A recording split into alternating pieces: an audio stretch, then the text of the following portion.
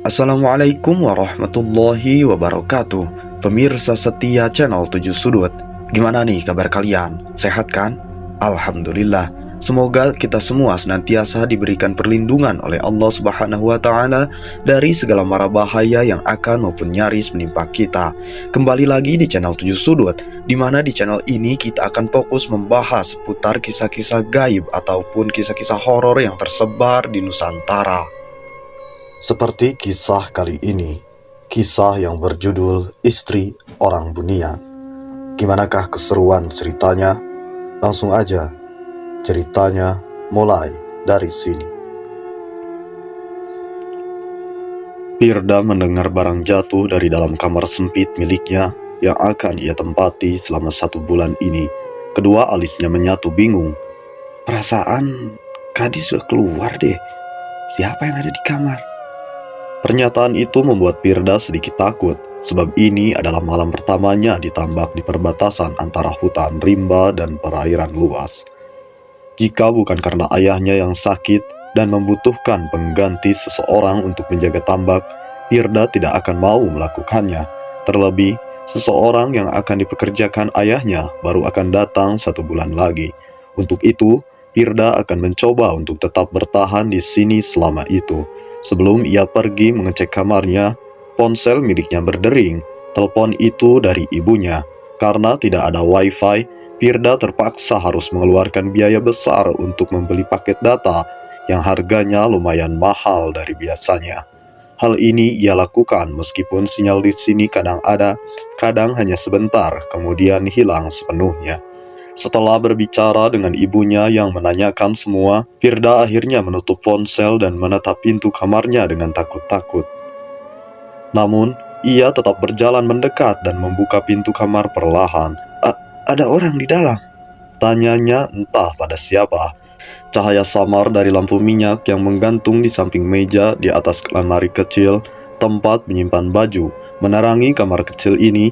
Ini adalah tempat tidur ayahnya dulu. Karena Pirda suka dengan hal-hal bernuansa Korea, ayahnya jadi menempelkan banyak poster-poster di dalam kamar yang membuat Pirda sedikit senang. Kamar itu memang tampak lebih hidup dari sebelumnya, tapi juga tampak sesak dengan barang-barang yang Pirda bawa. Masih ada beberapa tumpukan barang yang ada di dalam kardus yang belum ia buka. Ketika Pirda melangkah masuk, ia melihat ada sesuatu yang bergerak samar di balik sana. Tanpa basa-basi, Pirda langsung mengangkat kardus dan bersiap melemparkannya pada seseorang itu. Siapa kamu?" Beberapa hari sebelumnya. "Kamu beneran tidak mau bantuin Bapak ya, Pir?" Pirda menghela napas lelah. Ia bangkit dari duduknya dan berdiri tegak di depan ayahnya yang duduk di kursi dengan kaki kanan yang diperban. "Pak, bukannya Pirda tidak mau, tapi aku kan cewek, Pak. Masa pergi ke tambak? Kerja lagi di sana." "Tapi kan kamu dikasih bapak upah. Hitungannya kamu tetap tidak rugi lah." Pak Amar masih bersikeras agar anak pertamanya ini mengelola tambak miliknya. "Itu nanti juga jadi warisan bagimu loh. Masa tidak mau merawat?" Pirda memijit keningnya yang terasa pening. Ia melirik ibunya yang hanya diam, sembari melipat baju. "Ibu, ini bapak kasih pengertian dikit lah. Ya kali aku anak cewek harus kerja kasar." "Pir, apa salahnya? Coba dulu aja." Emak menatap anak pertamanya, sekilas lalu kembali fokus dengan baju-baju yang dia lipat. Pirda terdiam di tempat, hilang sudah suara yang bisa membuat dia lepas dari tanggung jawab mengesalkan ini. Namun, apa dayanya, jika ibunya bilang boleh, maka ayahnya sudah pasti akan terus mendorongnya hingga ia mau. Kecelakaan kerja yang dialami Pak Amar terjadi secara mendadak. Malam itu ada hujan badai yang sangat kencang dan Pak Amar melupakan ponsel miliknya di atas perahu. Karena tidak ingin kehilangan benda penting itu, Pak Amar terpaksa kembali lagi ke perahu setelah berganti baju kering. Namun, ia kembali basah kuyup saat berjalan dari gubuk menuju tempat perahunya diparkir. Tanpa disangka, ternyata jalanan menjadi semakin licin. Lumpur becek dan kayu-kayu yang biasanya diambil penebang pohon waktu itu belum diambil. Alhasil, Pak Amar tersandung dan tergelincir lumpur dan jatuh ke cekungan berlumpur yang dalam. "Pir, sekali saja loh. Bapak juga tidak pingin penyakit kayak gini. Dan buat kamu juga susah. Apalagi kamu anak perempuan satu-satunya. Kalau bukan kamu, Bapak minta tolong ke siapa coba?" Perkataan ayahnya ingin sekali Firda menimpali dengan pernyataan, apa gunanya dua adik laki-lakinya yang sedang bermain PS di dalam kamar itu. Namun ia tidak sanggup.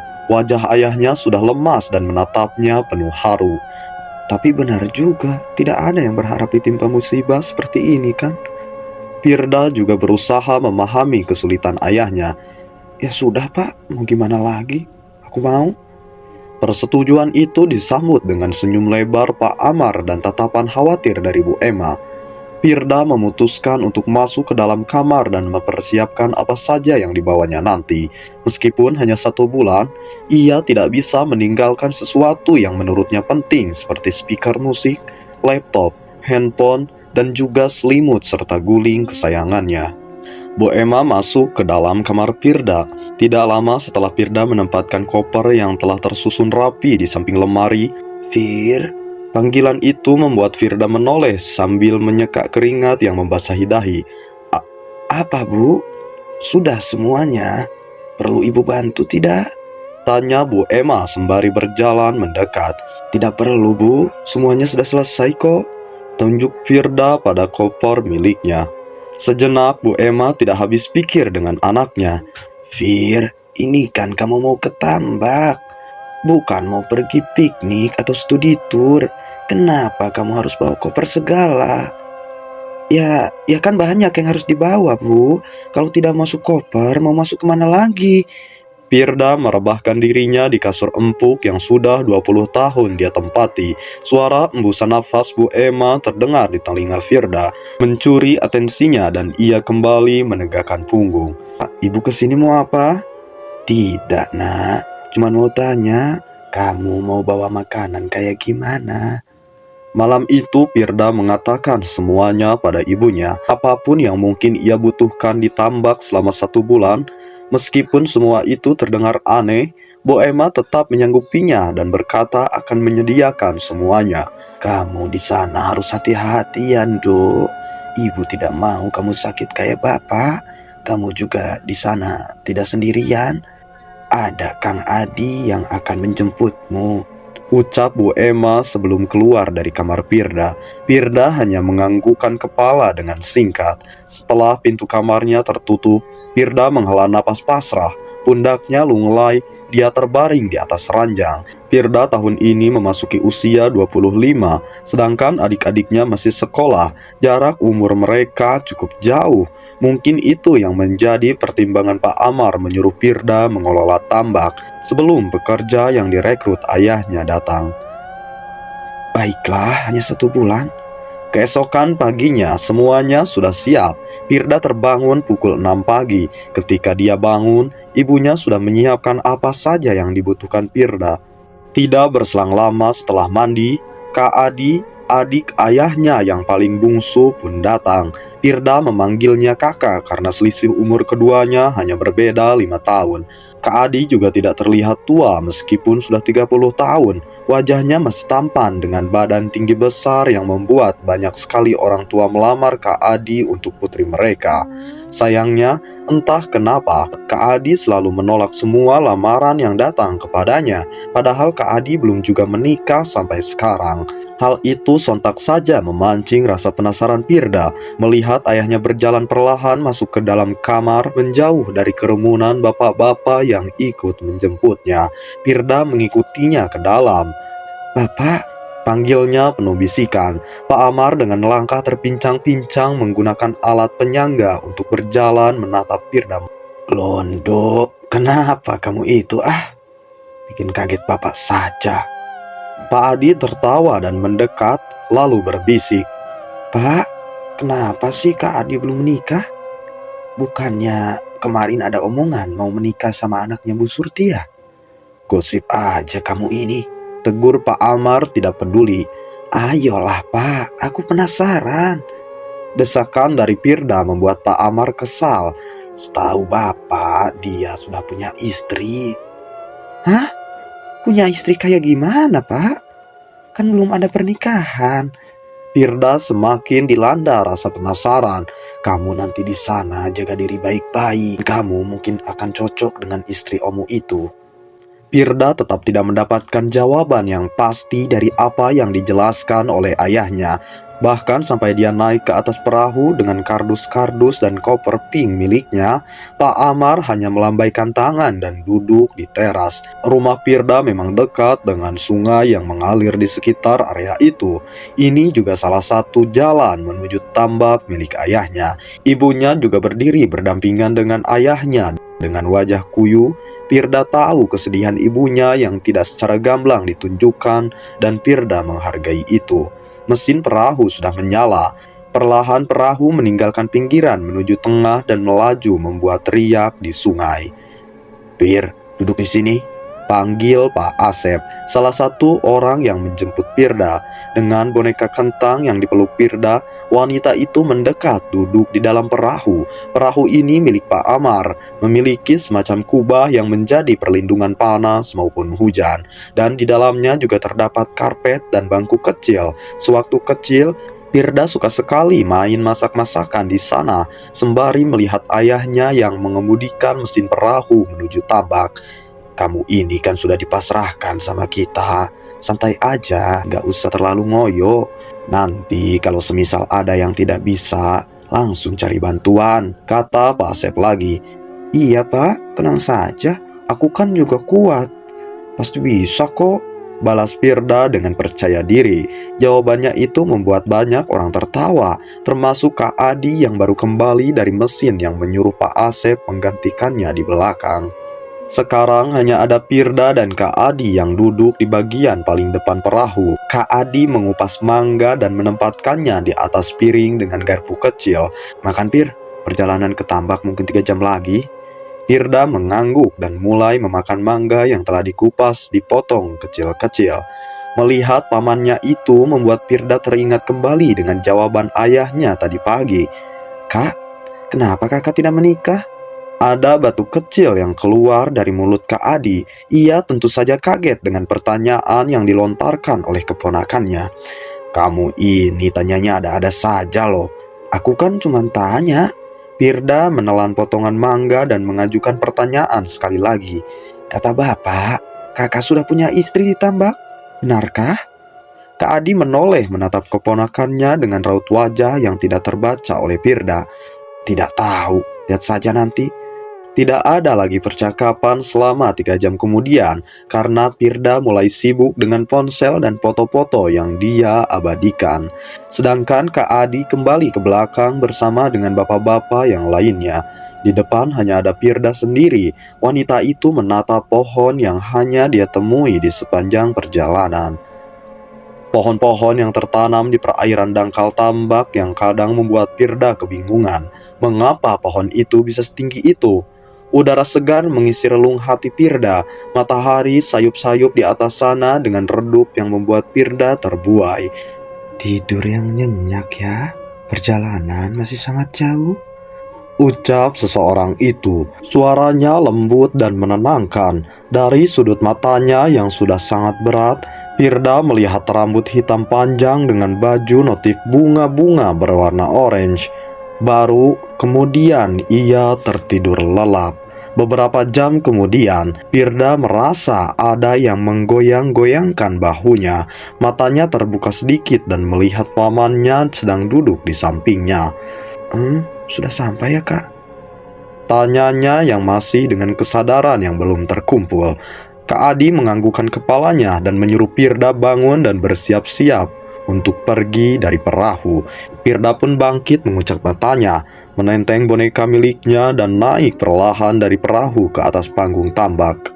Semua kardus-kardus dan koper miliknya sudah dibawakan oleh Pak Asep dan Kak Adi. Firda hanya mengikuti langkah mereka menuju gubuk. Sejenak Firda kebingungan, bukannya tadi ada wanita yang ikut mereka di tengah perjalanan? Kenapa sekarang tidak ada? Selama Firda di sini, ia akan menempati gubuk milik ayahnya yang tidak jauh dari gubuk milik pamannya.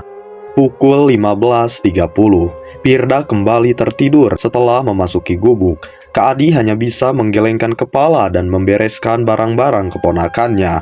Ia akan membiarkan Pirda tidur sampai sore karena maghrib nanti mereka harus mengecek ikan-ikan.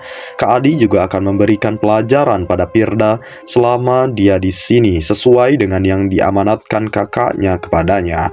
Ketika Kak Adi tengah menarik koper pink milik Pirda ke pojok ruangan, tiba-tiba ada yang berjalan perlahan dari depan gubuk. Spontan Kak Adi menoleh dan senyumannya mengembang. Kak Adi meninggalkan Pirda dan menutup pintu gubuk. Pirda merasa hawa dingin yang menggigitnya dengan kuat. Ia terbangun dan menggigil kedinginan saat melihat jendela yang masih terbuka. Ternyata sudah sore menjelang malam. Lama juga aku tidur ternyata. Monolognya sembari meregangkan kedua tangan dan lehernya yang terasa kaku. Mata Pirda menjelajahi keseluruhan gubuk ayahnya. Ini luasnya kira-kira sama seperti ruang tamuku. Tidak besar dan juga tidak terlalu kecil. Cukup. Tak terselang lama, pintu gubuk Pirda diketuk dari luar. Kak Adi masuk dan tersenyum melihat Pirda yang telah bangun. Bagus sudah bangun, kakak jadi tidak harus membangunkanmu. Mendengar itu, membuat Pirda berdecih dan menegakkan punggung. Hari ini kita ngapain, Kak? Kak Adi tetap mempertahankan senyuman ketika Pirda bertanya.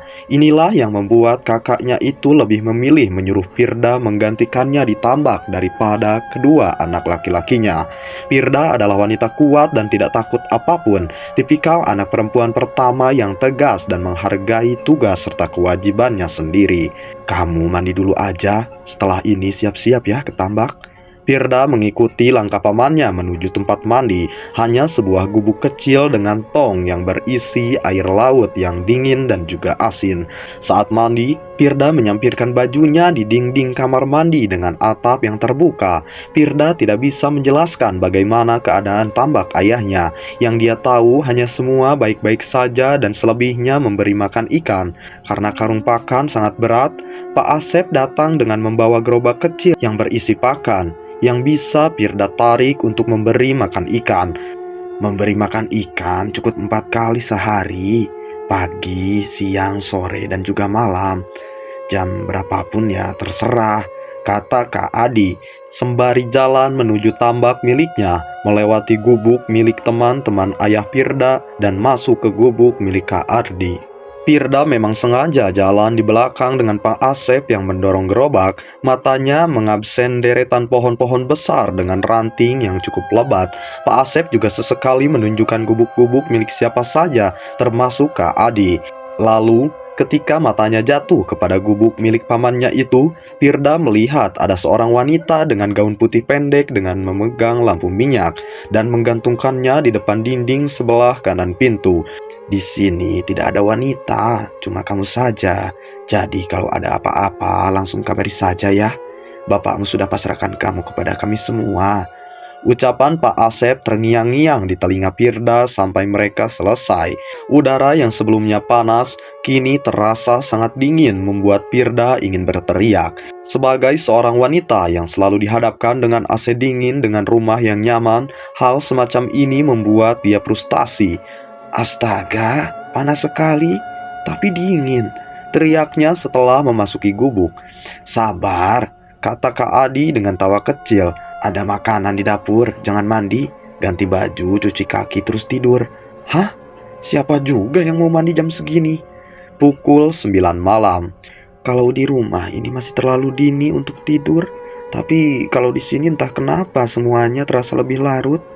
Mungkin karena hawa dingin, temaram, dan sepinya sekitar membuat keadaan menjadi lebih malam. Iya, jangan mandi ya, ujar Kak Adi seraya menuangkan air galon ke atas gelas dan memberikannya kepada Pirda. Nanti subuh, kakak balik lagi ke sini. Kamu berani tidak tidur sendiri malam ini? Air segar itu dia teguk dengan penuh keausan. Iya, aku berani, Kak. Sudah, kakak pergi sana.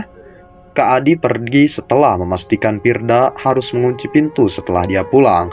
Ia juga memberitahu bahwa sinyal di sana memang tidak terlalu baik, tetapi memang masih ada sedikit-sedikit. Pintu dikunci rapat oleh Pirda. Wanita itu menghela nafas lelah dan duduk lesehan di atas karpet empuk yang ia bawa. Untung aja aku bawa barang-barang yang buat aku nyaman. Sejenak ia merubahkan diri, meluruskan punggung, dan memejamkan mata. Jaket tebal yang ia pakai tadi sudah ia lepaskan. Sekarang tinggal kaos merah polos dan celana panjang. Karena di sini banyak nyamuk, ia tidak berniat untuk memakai celana pendek. Pirda mendengar barang jatuh dari dalam kamar sempit miliknya, di kubu yang akan ia tempati selama 1 bulan ini. Kedua alisnya menyatu bingung dan matanya terbuka lebar. Perasaan tadi Kak Adi sudah keluar deh. Siapa yang ada di kamar? Pertanyaan itu membuat Pirda sedikit takut sebab ini adalah malam pertamanya di tambak di perbatasan antara hutan rimba dan perairan luas. Jika bukan karena ayahnya yang sedang sakit dan membutuhkan pengganti seseorang untuk menjaga tambak, dia tidak akan mau melakukannya. Terlebih, seseorang yang akan dipekerjakan ayahnya baru akan datang 1 bulan lagi. Untuk itu, Pirda mencoba untuk tetap bertahan di sini selama itu. Sebelum ia pergi mengecek kamarnya, ponsel miliknya berdering. Telepon dari ibunya. Karena tidak ada wifi, Firda terpaksa harus mengeluarkan biaya besar untuk membeli paket data yang harganya lumayan mahal dari biasanya. Hal ini ia lakukan meskipun sinyal di sini kadang ada, kadang hanya sebentar, kemudian hilang sepenuhnya. Bagaimana, Dok? Itu adalah pertanyaan pertama yang dilontarkan oleh Bu Emma sesaat Pirda mengangkat panggilan. Pirda menceritakan semuanya tanpa terkecuali, hingga kemudian ia mengatakan lelah dan ingin tidur. Pirda menutup panggilan dan menatap pintu kamarnya dengan takut-takut. Namun, ia tetap berjalan mendekat dan membuka pintu kamarnya dengan perlahan. Ada orang di dalam? Tanyanya entah pada siapa. Cahaya samar dari lampu minyak yang menggantung di samping meja dan di atas lemari kecil tempat menyimpan baju menerangi kamar kecil ini. Ini adalah tempat tidur ayahnya dulu, karena Pirda suka dengan hal-hal yang bernuansa Korea. Ayahnya jadi menempelkan banyak sekali poster-poster di dalam kamar yang membuat Pirda sedikit senang. Kamar itu memang tampak lebih hidup dari sebelumnya, tapi juga tampak sesak dengan barang-barang yang Pirda bawa. Masih ada beberapa tumpukan barang yang ada di dalam kardus yang belum ia buka. Ketika Pirda melangkah masuk, ia melihat ada sesuatu yang bergerak samar di balik sana. Tanpa basa-basi, Pirda langsung mengangkat kardus dan bersiap untuk melemparkannya pada seseorang itu. Siapa kamu? Teriak seseorang itu dengan mengangkat kedua tangan untuk melindungi diri. Pirda terpaku. Kedua tangannya yang mengangkat kardus berhenti mengambang di atas. Matanya berkedip cepat dan memastikan bahwa seseorang itu bukanlah hantu. Kamu siapa? Wanita itu menurunkan kedua tangan dari depan wajah. Matanya yang bulat dengan iris bening menyorot sendu pada Pirda yang tampak garang. Maaf, aku lancang. Pirda menghela nafas. Ia menurunkan kardus dan kembali menumpuknya di tempat semula. Iya, tapi kamu siapa? Namaku Arundari, kata wanita itu seraya menyodorkan tangan kanan. Meskipun terasa enggan dan bingung, Pirda tetap menyambut tangan itu. Aku Pirda, keponakannya Kak Adi, anaknya Pak Amar. Senyum itu diberikan Arundari membuat Pirda mengedipkan matanya karena terpesona sejenak. Iya, aku tahu. Arundari kemudian menunjukkan sebuah mangkuk yang berisi makanan. Ini makanannya sudah aku siapkan. Makan?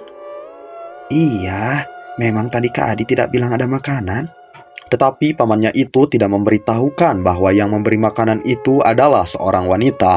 Mereka berjalan keluar kamar. Arun mengatakan tadi dia menemukan tikus di dalam kamar dan akan membuangnya. Namun, karena kedatangan Pirda yang tiba-tiba, tikus itu jadi kabur dan tidak didapatkan. Hebat sekali kamu bisa tangkap tikus, puji Pirda. Tapi memangnya di sini banyak sekali ya tikusnya? Arundari menganggukkan kepalanya. Iya, di sini banyak, tapi tenang saja. Tadi aku juga sudah menambahkannya lagi.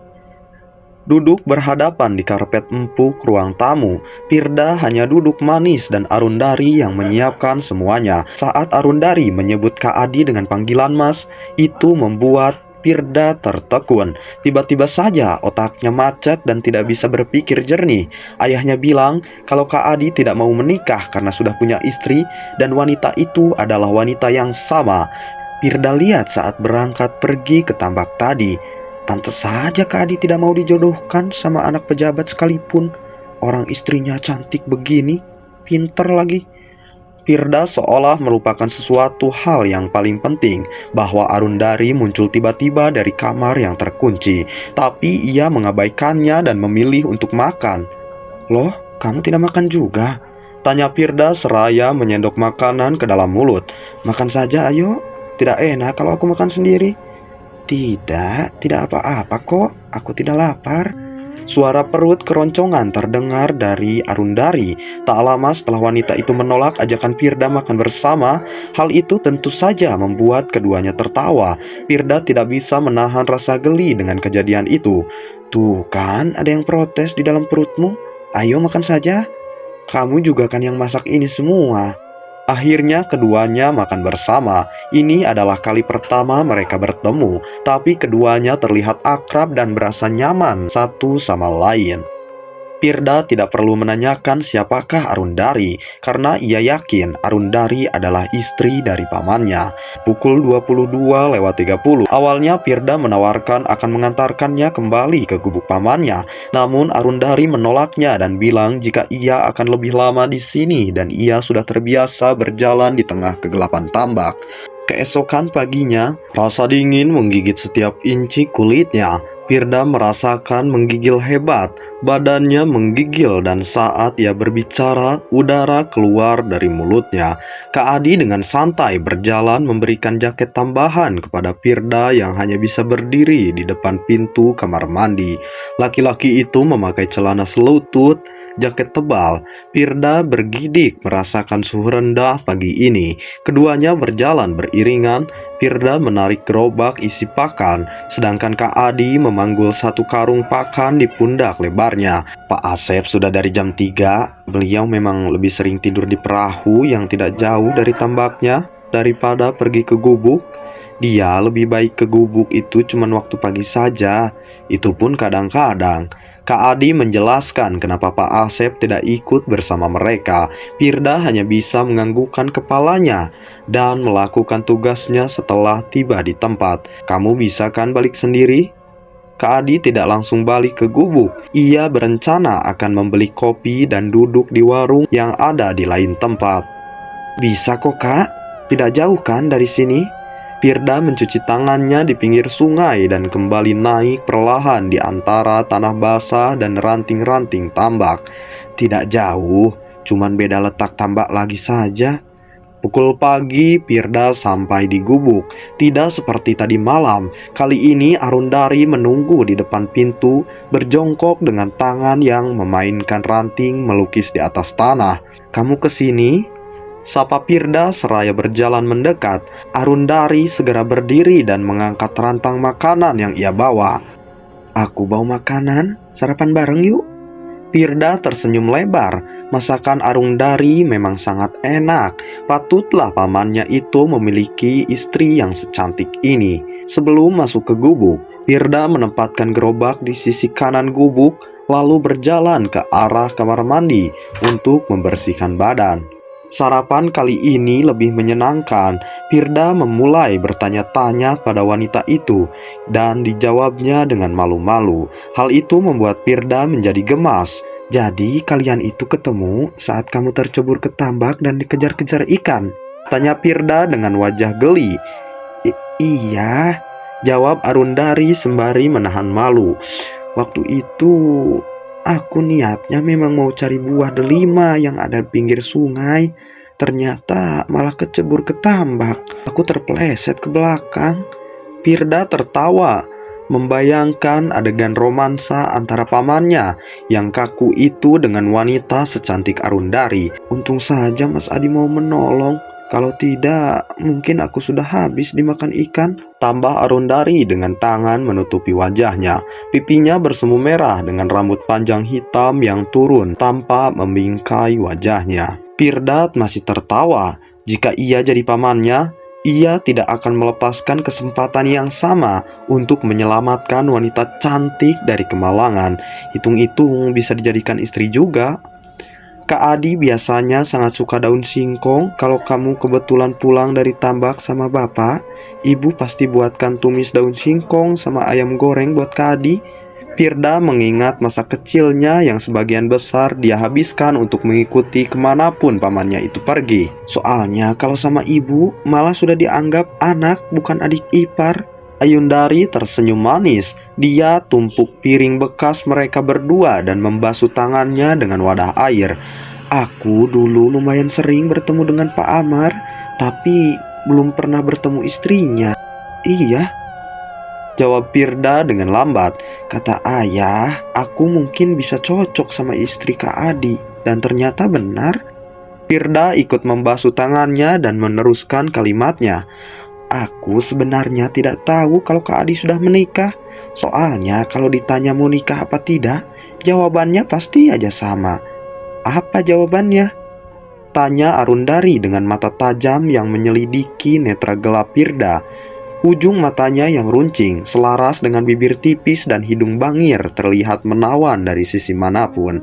Katanya sih aku masih kecil, tidak boleh tanya hal-hal kayak gitu, dengus Firda dengan malas. Padahal umur kita tidak terlalu jauh tuh. Tapi dia sudah seperti orang tuaku yang sombong. Percakapan mereka berlanjut terus. Bahkan keduanya sempat tidur siang bersama di atas karpet dengan Firda yang memeluk boneka kentangnya dengan nyaman. Dalam tidurnya, Firda merasakan ada yang mengelus kepalanya lembut karena dia ingat di sebelahnya ada Arun yang sedang tidur bersamanya. Firda malah semakin menyamankan tidurnya dan terlelap dengan lepas. Pintu gubuk Firda terbuka. Kak Adi berdiri di depan pintu melambai pada Arundari yang masih mengelus kepala Firda dan menyuruhnya keluar. Arundari tersenyum manis. Ia bangkit dari sana berjalan mendekati ke Adi dan menutup pintu gubuk, membiarkan Firda yang kelelahan tertidur sampai siang datang. Tak terasa sudah hampir 1 bulan Firda di sini. Sebenarnya pekerja yang diutus Pak Amar sudah datang 2 hari yang lalu. Bu Emma juga sudah menelponnya berulang kali menyuruhnya pulang. Firda memang sudah tidak sabar ingin merasakan kembali kamar kesayangannya, ranjang empuk dan selimut hangat di rumah. Namun dia merasa tugasnya belum selesai sebelum 1 bulan penuh. Sudah, saya saja, Pir. Kamu duduk saja di sana. Bang Adi tadi beli gorengan buat kamu di gazebo depan. Oh iya, aku namanya Dimas. Umurku hampir sama seperti Kak Adi dan sudah memiliki istri dan juga anak. Firda malas berdebat, jadi ia berjalan ke arah gazebo dan memakan gorengan yang ada di atas piring plastik. Ia melihat Kak Adi yang baru selesai naik setelah membenarkan sesuatu di dalam air tambak, berjalan ke arahnya dengan tersenyum. Kenapa masih di sini? Tidak mau siap-siap pulang? Kak Adi melepaskan kaos basahnya, meremas dan membentangkannya di ujung kursi yang terkena sinar matahari. Semuanya sih udah selesai, tinggal pulang aja, balas Firda. Bagus, kamu tidak mau nambah 1 bulan lagi di sini? Goda Kak Adi yang membuat wajah Firda berubah malas. Sebenarnya sih aku mau-mau aja. Aku kayaknya lebih cocok kerja gini daripada di kota. Entah kenapa rasanya nyaman aja. Gak ada gosip, gak ada omongan-omongan orang yang tidak penting. Dan yang paling utama, aku bisa lakukan apapun yang aku inginkan tanpa takut. Firda menyodorkan piring gorengan pada Kak Adi. Kak Adi mengambil gorengan dan membalas. Takut dimarahi ibumu? Ih, bukan itu, teriak Firda dengan malas. Semua itu tergantung kamu sendiri. Kamu bukan anak kecil lagi, Fir. Sudah pasti sudah bisa menentukan mana yang menguntungkan buat kamu dan mana yang merugikanmu. Bersikap realistis saja, tidak perlu berpikir macam-macam. Kehidupan ini kalau bukan kita yang pegang, ya siapa lagi? Ayahmu? Ibumu? Ya tidaklah. Mereka sudah punya masalah kehidupan dan keinginannya sendiri. Tinggal kamu aja yang gerak dan cari mana yang nyaman. Pirda tidak pernah meragukan pamannya ini. Walau umur mereka tidak terpaut jauh, ada sesuatu yang membuat Pirda merasa mereka sama dan bisa saling bergantung. Ini salah satu alasan kenapa ia mau menerima ini, karena ia yakin Kak Adi tidak akan membiarkannya salah jalan. Ini juga warisan milikmu kan? Nah, daripada kamu mempekerjakan orang lain buat ngejaga tambak, lebih baik kamu sendiri yang menjaga. Urusan waktu panen nanti baru suruh orang. Kak Adi selalu merasa berutang budi kepada Pak Amar, kakak satu-satunya yang mau mengurus dan memberikan padanya pendidikan yang tinggi, sehingga ia bisa berdiri dengan kakinya sendiri seperti sekarang. Pirda adalah keponakannya yang sejak bayi sudah bersamanya, jadi tidak ada alasan untuk tidak paling mengulurkan tangan satu sama lain. Pukul 5 sore, Pirda pergi dulu dari sana, membiarkan Dimas dan Kak Adi yang masih asik berbincang. Pirda mandi dan berganti pakaian. Ia berpikir akan menemukan Arundari di dalam gubuk dengan makanan seperti biasa, tapi sekarang hanya ada kegelapan. Dia tidak ke sini. Tumben. Monolognya sembari menutup pintu gubuk. Pirda masuk ke dalam kamarnya dan memulai membawa kardus-kardus sisa makanannya untuk dibawa ke ruang tamu. Ia juga mengeluarkan koper miliknya karena ia akan pulang esok hari subuh-subuh. Kak Adi tidak bisa mengantar karena ada urusan yang belum selesai. Jadi hanya Pak Asep yang akan mengantarnya pulang. Pirda sempat protes, Kak Adi tidak mau ikut pulang. Tapi mau bagaimana lagi, masalah itu tidak bisa ditinggal. Sebelum aku pulang, aku pengen berpamitan sama Arundari. Tapi dia ini kemana ya? Tadi pas lewat di gubuk, kamarnya juga gelap banget, kayak gak ada orangnya. Kemana ya? Sore itu Pirda habiskan untuk membersihkan seluruh gubuk. Masih ia tinggalkan beberapa baju miliknya di sana karena ia memang berencana akan kembali lagi. Kak Dimas tidak tinggal di gubuk ini, tapi di gubuk yang tidak jauh dari tambak Pak Asep. Keesokan harinya, Pirda sudah siap dengan jaket miliknya. Kak Adi juga sudah bersiap di depan pintu dan mengangkat koper milik keponakannya. Tadi malam hujan turun lumayan deras dan jalanan menjadi sangat basah dan rawan terpeleset. Pirda hampir saja terjatuh ketika dia melihat pada gubuk Kak Adi yang sudah gelap. Ia masih ingin berpamitan dengan Arundari, tapi kenapa wanita itu tidak ada di sana? Pak Asep, bisa tunggu sebentar tidak? Pirda belum mau naik ke atas perahu. Kak Adi mengernyitkan dahi. Kenapa, Pir? Ada yang ketinggalan? Dari arah mesin, Pak Asep keluar dan bertanya, "Menunggu siapa? Dimas?"